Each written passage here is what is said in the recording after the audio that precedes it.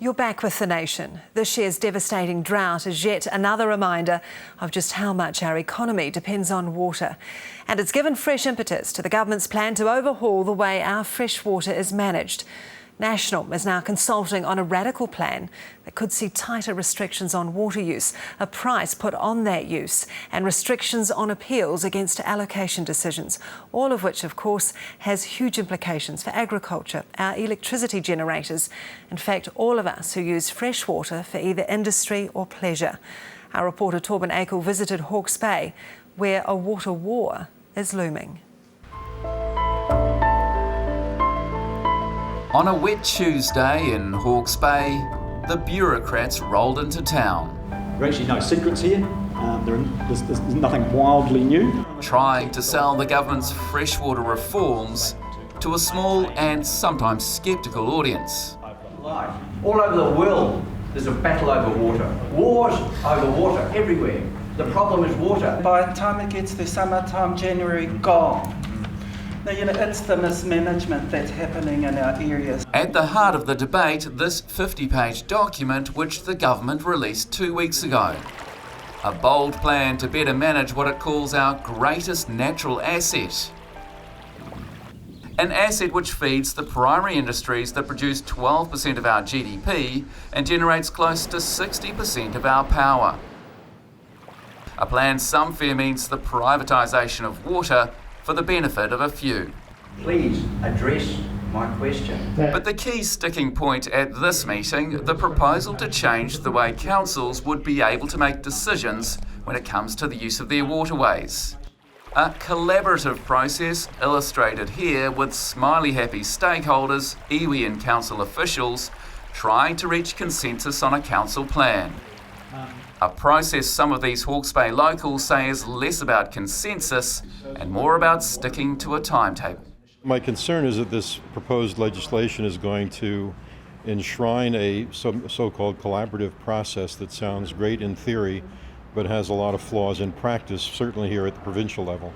I don't think the public have been consulted enough. I think that they need to actually listen to what the public has to say and take the time to slow things down so that we get an opportunity to have to put our thoughts together in a much more concise manner. They tend to be, I feel, sometimes a box-ticking exercise. So it's we turn up and we get told what's going to happen and when it's going to happen and what's going to be done.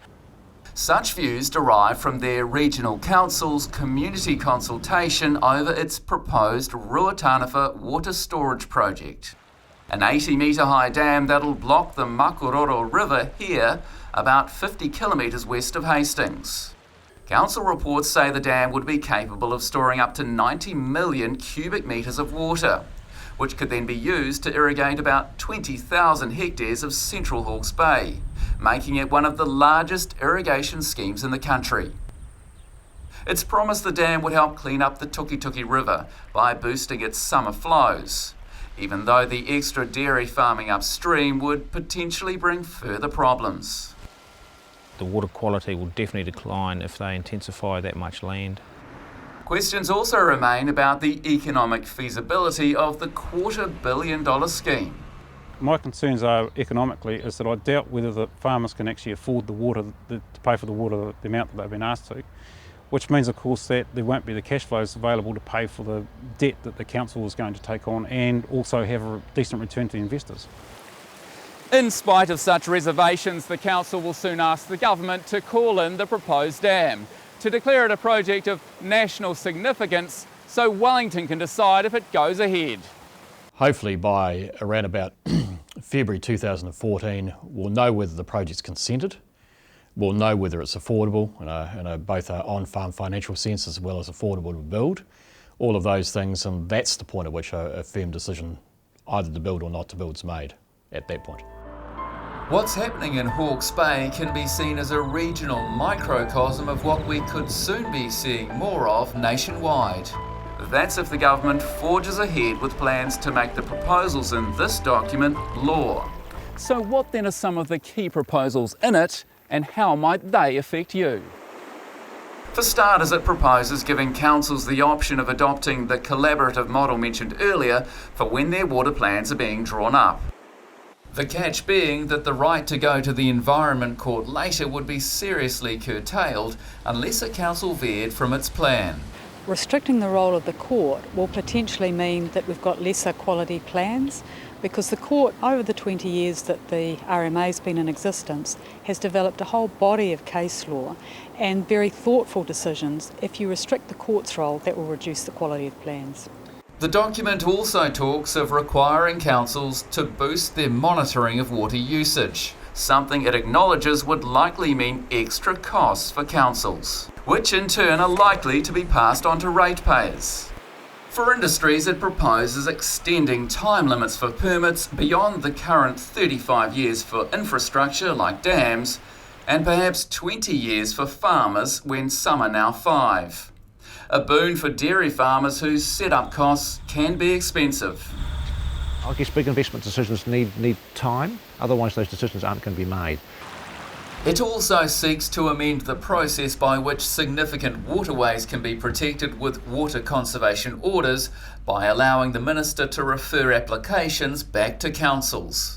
These water conservation orders are about water bodies that are of national significance. You can only get one if it is of national significance, and that should be decided at a national level.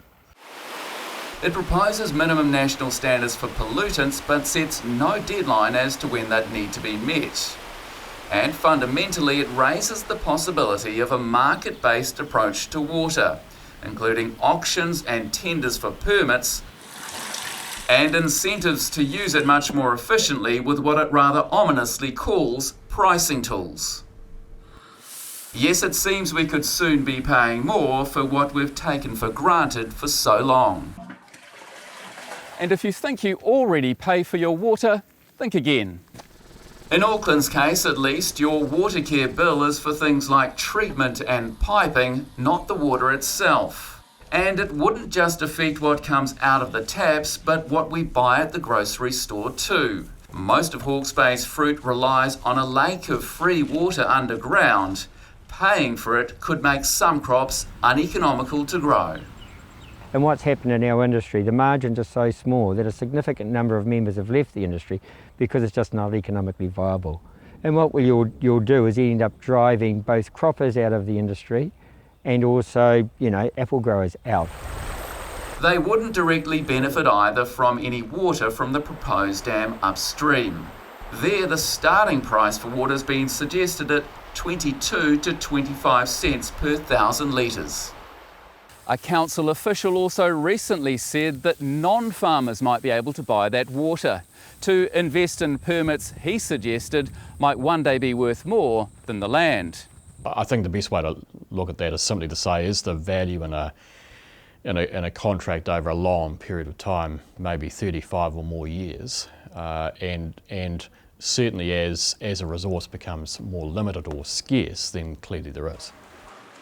The idea of non-farmer investment in irrigation permits is something farmers don't like, but iwi, on the other hand, do. Especially with the yet-to-be-determined question, who, if anyone, owns the water that rains and snows on New Zealand and then flows through our waterways and aquifers?